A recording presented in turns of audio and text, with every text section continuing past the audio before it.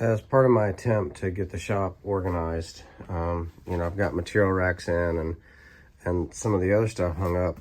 But for my press, I have like 5 different sets of these dies, and I wanted to get them up, off of various surfaces and that sort of thing. So I thought, big idea. I would go ahead and build a rack system for the Flexure Gridlock, because it's super heavy duty. I mean, it's like 3 times as thick as the competitors, and I thought that'd be great. I'll just build a rack system. And so I went ahead and designed one up in AutoCAD. You can see it here with various pieces, and I went ahead and priced it out just to have like send cut send do it, and it wasn't cheap. It was cost prohibitive, but I was gonna go ahead and do it, and then weld them up and either paint them or powder coat them or something. And what I decided to do instead, I have a Coal Iron Works press, and I went on their site because I thought maybe they have a solution, and shockingly they do. And here it is.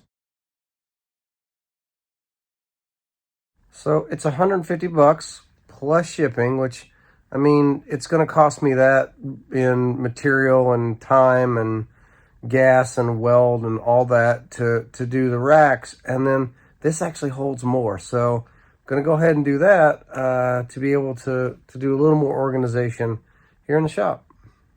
And the unboxing. So super simple, made out of 2-inch angle iron and a couple of cut parts, and then 3/4 by 1/4 inch. Could I have welded it together? Absolutely. But I got it for $150, and I got it during the holidays, and there was a 10% off coupon. This just made more sense. Except for the fact that quality control didn't catch that they didn't weld part of it. So let me go ahead and do that. I'll just put a little bead on that. A little annoying, and that's the thing. Coal Iron Works is usually super awesome. I don't like really their shipping. I think they ship as expensive as possible for whatever reason. And sometimes it's the little things in quality control. Like my press has the hydraulic fluid tank has had a leak since the day I got it. And that's just how it is. Hey, I'm in no way disparaging Coal Iron. I love what they do. I really like the guys. I really like their products in the company. And so the last comment, it wasn't a rip on them or anything in any way. Just, it's an observation on a couple of things. Just full honesty here. Like even if they paid me, even if I was sponsored, I'd still be honest. So 20 minutes later, rookie issue. I'm out of gas. I am out of my CO2 argon mix, and I don't know where my flux core wire is, and I don't really want to change that over in the little welder. So I'm just gonna have to wait until tomorrow and go. Oh, shit, tomorrow's Sunday, and Monday's a holiday. Okay, so I'm gonna have to wait. Today's Saturday. I'm gonna have to wait until Tuesday to go to the welding store and get some more CO2 argon. Rookie. Yesterday, as I was moving that stand from Coal Iron just to the side, another one of those tiny little tack welds broke. So it's a total of 3 welds on that one rack, and it's Monday, MLK Day, and I found a place that was open, so went and got a new tank of gas, and I got home, put it on, and I popped my breaker.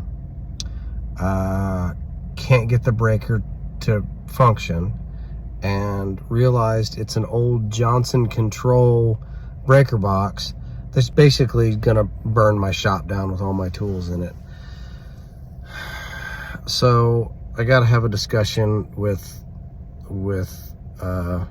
my wife about how much this is going to cost in electrical just to do this one simple little 3 or 4 beads. Man, it never ends. On a happy note, I am actually wearing my Portland Ironworks shirt today, and I had somebody say how awesome it was. So there we go. After all of that, I just dropped this off at one of the local machine welding shops and had them put a bead. Actually, I had them put a bead on all 4 corners because another one popped loose, and then one of these popped loose, and so I had them put a little bead on that as well.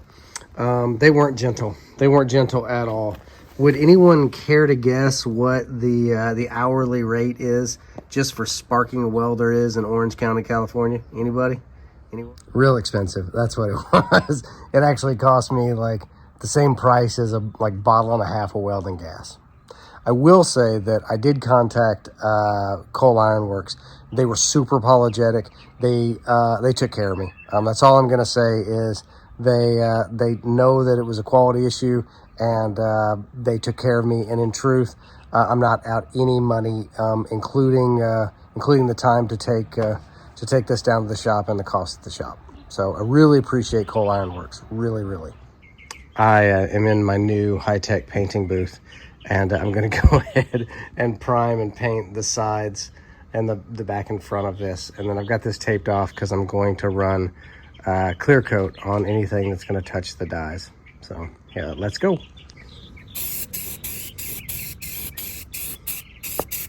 Now, they don't call it John Deere green for trademark reasons, but machine and implement green. Yeah, we know. We know. One coat done. I'm gonna let this sit and bake for an hour or so, and hit it with a green Scotch-Brite pad, and then another coat of green on there. This is all cured. It's been sitting for about 24 hours, and I'm gonna go ahead and put some clear coat on this, on the part that's gonna touch the dies. Somebody did ask me, you know, if the paint would chip, the clear coat will chip too. And that's true, but what I can do is just keep wax on these, and the wax in combination with the clear coat, it'll keep it looking nice, and there won't be chips and dings and all that you can see, so it'll still be nice and shiny there where you hold the dies. The install begins, and this is the only access hatch for the bottom of the Cole Ironworks 16-ton. Now, I did modify it, Hulk smash. So it mounts to the front panel. The only issue in that is that I had said that I have this hydraulic leak, and I've had it since day one, and it's on the reservoir tank. So that makes getting in and out of the tank kind of a pain in the ass, because I have to take now the rack off and the front off in order to refill the tank. The prudent thing to do would be to pull the tank, repair the tank, and get it all back in working order. Yes, that would be the prudent thing. I'm not going to do that. I'm going to fill the tank up and put the rack on, and then deal with the leak, because it's a slow leak later. I know it's just kicking it down the road, but I really want to get this rack on and the press working. So a lot of folks use ATF for hydraulic fluid, and I mean, it can work in a pinch, but it's not great for the seals, and I want this to work for a long time. I mean, my lift, the bent pack actually said use ATF, and so that's what we use. But the manual for this bad boy says use ISO AW46, and that's what we're doing.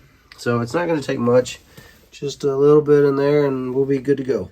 Well, I'm glad I took the time to do that, because I was almost 2 quarts low. So yeah, I don't want to run the press that low on fluid. So there we go.